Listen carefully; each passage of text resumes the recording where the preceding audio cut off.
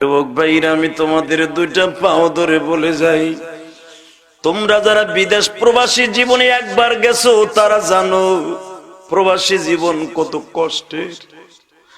হাসান আমারে বলছিল, হুজুর সারাদিন কাজ করিয়া যখন বালিশটা মাথায় দেই, ছোট্ট ভাই বোনের কথা মনে পড়ে যায়, মায়ের কথা মনে পড়ে।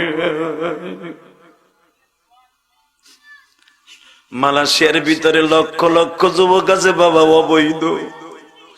পুলিশ তাদের তাড়া করলে পাহাড়ের উপরে যে আশ্রয় নেয়,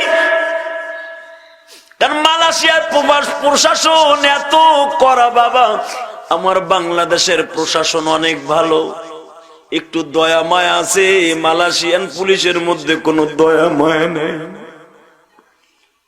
এমন মাইর দেয়, মাইরের চোটে অনেক ছেলে পায়খানা করিয়া রক্ত